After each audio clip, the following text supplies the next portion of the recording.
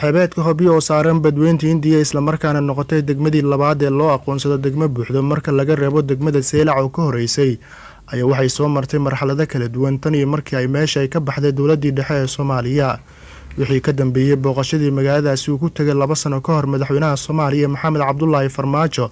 ayaa waxay rajo xoogan ay gelisay shacabka gobolada dhexe kuwaas oo muddo ku taamiyay inay mar un ay helaan isha dhaqaalaha Galmudug Hobyo dhisan balse ma aysan suurtagelin waxaana xiliyo kala duwan degmada Hobyo gaaray dawlado iyo shirkado kala duwan kuwaas oo mid kasta sheegaysa inay dhisayso marsada degmada Hobyo balse rajadii shacabka ay qabeen ayaa meesha ka baxday maadaama aysan jirin wax ka suurtagalay balanqaadidii hore loo sameeyay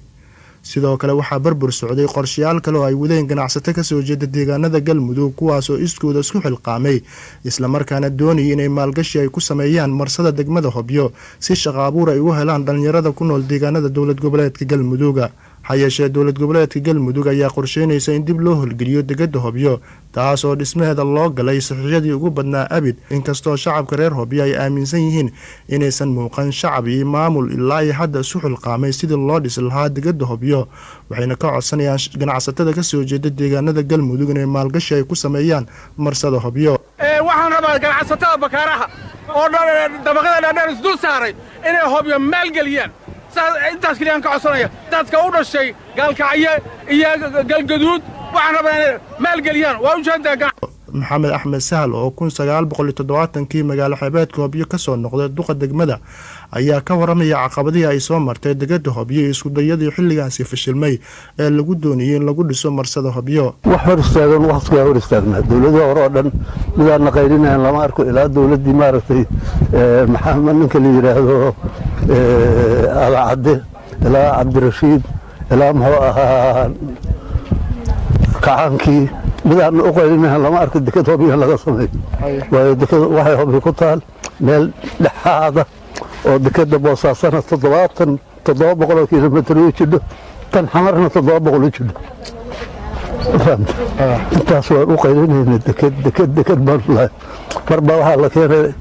waxaa laga suubinayaa dekad yar oo macbila dawladda Alcade kacaanku markuu dhashana waa laga qaatay alaabtii la keenay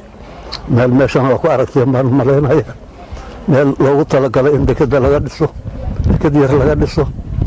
ku talagalka laga sameeyay ma suurtoobin balanqaadkii uu doorashada uu ku galay madaxweynaha dawlad goboleedka Galmudug Axmed Cabdi Kaari Qorqor ayaa ahaa inuu ka shaqeyn doono sidii loo hirgelin lahaa degmada Hobyo inkastoo xukuumaddiisa ay wado dadaal xoogan oo arintaasi ku saabsan kadib markii dhawaan wasiirka kalluumeysiga dekedaha Galmudug uu heshiis u la galay shirkad laga leeyahay dalka Ingiriiska taas oo la sheegay inay dhisayso degmada Hobyo Cabduqaadir Cali Jaamac qalab xoor oo horey u soo noqday wasiirka dekedaha Galmudug ayaa qaba in hadda la joogo fursadii ugu wanaagsaneed ee lagu dhisiyo degmada Hobyo waxaan ku boorinayaa wasaaradda ay qusayso oo hadda wasaaradda dekedaha iyo dawladda Galmudugba in fursadda jirta aan la beerdarayn oo laga faa'iideysto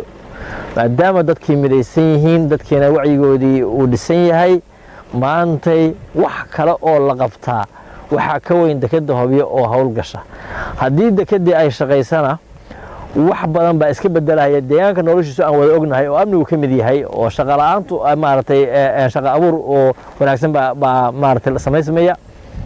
marka fursaddan waxaan is leeyahay maanta haddii la beerdareeyo inay sidaan oo kale mar labaad noqoto way adkaanaysaa duqa degmada Hobyo Cabdullaahi Faad ayaa sheegay inay ku hoolan yihiin sidii loo dhisi lahaa degmad macmal ah si looga faa'iideysto kheyraadka ku jira deegaanada dawlad goboleedka Galmudug in magaalada Hobyo laga daahfuro laga bilaabo dhismihii dekadii jetiga ahayd ee kalluumeysiga